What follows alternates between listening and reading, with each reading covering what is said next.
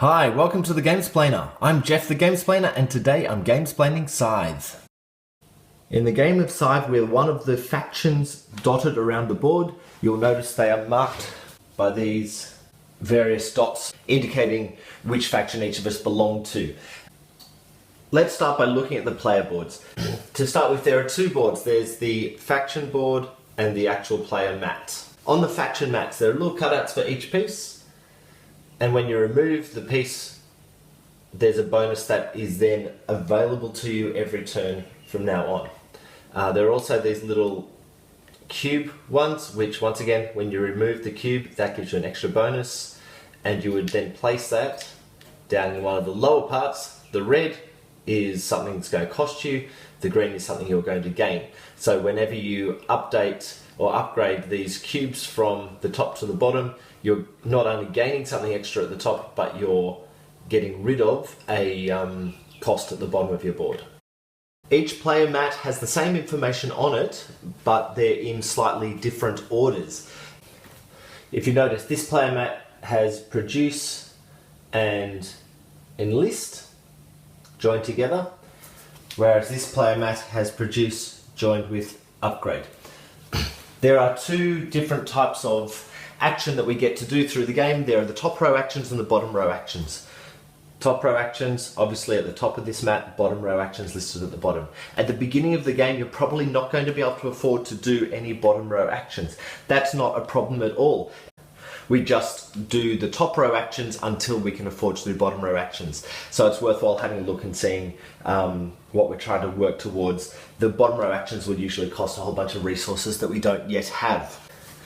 Let's walk through how this goes. On each turn, you take your little pawn and place it on one of the 4 action spaces. Our 4 action spaces going along the top are move. On this end, I'll get this guy out of the way so you can see that little icon of the little moving man. That means you can move 2 of your items. That's either your meeples or your character. Your meeple, your character. This is the white character. Everyone's character looks slightly different. You can move each of them once. So I could move this villager or meeple to here. I could then move my character to there. The other thing you're able to do on the move space is you could gain, which is at the moment gaining 1 more gold coin. Remembering that coins are what we add up at the end to give us our points. That is the only points, so whoever has the most money at the end wins. Once you've chosen to move, you would place that marker onto the move quadrant. On your next turn, this is not available to you anymore. You'll need to do one of the other 3 actions. What are the other actions? So the next one across is bolster, which I'll move this out of the way so you can see the little icon. This little icon is talking about the power grid down in the bottom right hand corner of the board, and that means you would move your power token 2 spaces to the right.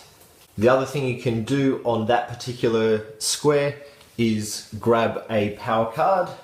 That's the ones with this on the back. It looks like that. This number in the top corner is used for fighting, and I'll explain that later. The other thing to remember is with bolstering, that will actually cost you a coin, so you would need to pay 1 coin to be able to do that. The third action space along the top is, once again, you pay 1 coin. This one is trade. What you get to do in the trade space is that you can basically grab 2 of any resource. You can place them on any controlled location that one of your meeples is on. The 4th location is the produce location. In the produce space, you'll pay the cost that is revealed by once you remove these meeples. Once we reveal them, it moves from left to right. So it's free once you get 1 meeple on. Once you get your 2nd meeple on, that will cost you a power each time you want to produce.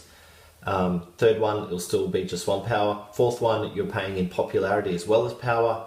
5th is still popularity and power. And once you get that last one on there, you're also paying a coin every time you produce.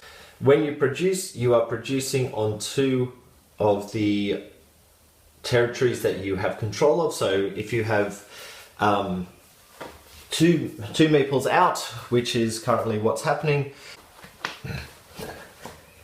If you have two meeples out in the field, like these guys here, you'll produce on each of those locations. So this one, you'll produce one wood resource on that location, and this one here produces more meeples. So you'll take one of your meeples off your board and put him just there. The next time you do that same action, you'll notice you have two meeples here and only one here. So here would still produce one more wood, here would produce two meeples. That's all four of the top row actions that can be taken. Let's now have a look at the bottom row actions. So coming down here, we have the upgrade. To upgrade is going to cost you 2 oil. Once you've paid your 2 oil, you will gain 1 coin, and you get to grab one of these white cubes, any of the ones along the top there, and move them down to one of the red rows down the bottom. So in this case, I want to produce slightly more, so I'll remove this one. Notice I've opened up another produce slot, and I don't want to pay as much for deployment, so I'll throw that down here. Next up is deployment. So with deployment, at the moment, this will cost you 3 metal resources. If I hadn't upgraded, that would be costing me 4 metal resources. That's what it looks like there. For it's a little bit hard to see on the other board. This particular board, it only costs 3 metal resources rather than the 4. Once I've paid those resources, I will get one of the mechs. I can choose any of these 4 mechs, and I also get 3 coins. The selections on these boards under the mechs are almost the same. This one here allows you to move across water. Water are these borders just here. So at the start of the game, everyone only has 3 locations that they're able to move into because of the water. Once you open up that ability, you're then able to, with mechs, move across that water. The figures that can move across water are your mechs and your characters. In order to move people across, you need your mechs to pick those people up and carry them across, and then they would have their movement, unless they did their movement obviously to get to the mech in the first place.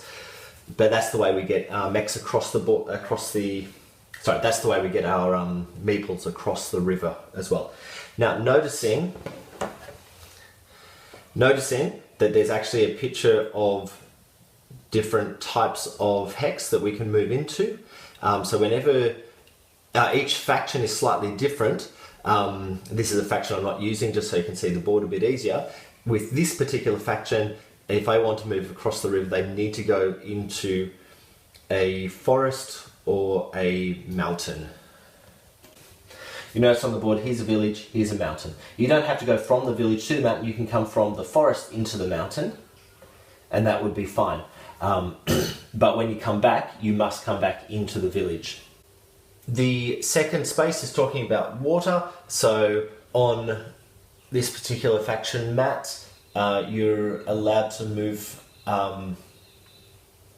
from lake to lake once you've released that mech, or you're allowed to move onto lakes, which is not normally what you're allowed to do. On this particular map, the other one I've picked up here, you can move from lakes and retreat to lakes. So that enables you just to get onto the lakes if you need to run away from a battle. The third one down on the board we're looking at is the artillery. It says the words right there, you've probably read it by now. For combat, if you pay 1 power, that's paying 1 power looks like that. You're moving down the power board. Your opponent takes a -2. On the board we're actually playing on, you don't lose popularity if you force your opponent's workers to retreat. Now that's all about the combat stuff, which we haven't talked about yet, and I'll get to that in a second. And the fourth one is about speed, and this one is the same on everyone's player boards. This spot enables you to move one extra hex per movement. So your regular movement is here, is 2. If you've upgraded that, it makes it 3. That means that 2 or upgraded 3 of your meeples are allowed to move. If you have released this hex, that enables them to move 2 spaces at a hit rather than just the 1. The other thing to watch out for on your faction mat is the top right hand corner has its own special ability. In this case, swim, your workers are allowed to cross the river, so you don't need mechs to get these guys across the river. On the mat we're using just here, it means you're allowed to take any 2 options off an encounter card, and encounter cards I will get to very shortly. The third square along the bottom line of your player mat is the build section down here. On this player mat, it will cost us 4 wood. This particular one is costing 3 wood. And what you get to do is grab one of your 4 buildings. And in this case, I'll take the mill and place it on one of the hexes that you control. So let's put that there. What that now enables me to do is whenever I produce, I'm not only producing 3 on 3 different hexes, my mill will also produce for me. If I also have a worker on the space where the mill is, that worker will also produce at the same time, not as one of these 3 producing spots. The other buildings that we have, there's the monument, which is this one here. And what happens whenever you bolster, you'll also gain 1 popularity by having that out in one of your fields or one of your locations. There's the armory, which whenever I trade, I will also be able to gain 1 power. And there is the mine. What the mine does is it allows me to move from the hex where the mine, that's the mine, is actually sitting, and reappear on any of these tunnel spots. So if I put a mine here, it's a very full little hex. If I put my mine here, any of these guys are able to just move straight through a tunnel from that mine to another space on the board. And the 4th bottom row action I have is to enlist. Enlisting, in this particular case, will cost 3 food. On this board, so you can actually see the icons. This one's actually showing 4 food, but we've got 3. Enlisting looks like taking one of these 4 circle bits and moving it from the bottom of your board up onto your faction mat. Now, what happens here is you have a one-off bonus. So when I move that here, I'm going to gain 2 power. If I move it here, I'll gain 2 coins. If I move it here, I'll gain 2 popularity. If I move it here, I will gain 2 of the power cards. So I might put it there for the moment and just take 2 coins. What that has now also done is it has opened up another bonus whenever I enlist. So whenever I now enlist, I will not only move that token up onto the other board, I will also gain 2 coins, and I will also gain another power card. Now, here's the beauty of the enlist section. If the player to my right or my left uses this ability, this particular section of their board, the enlist section, I will still gain that power from them. So, in this case, if the yellow player were to enlist off their board, they might do that one and go to there, I will gain a power card. That's probably enough for this video for the moment. There's a few other sections that we need to cover, and I'll go into them in the second part. So if you have any comments or suggestions, please write them below. If you have any games that you wish to be gamesplayed, please send me an email at thegamesplainer@gmail.com.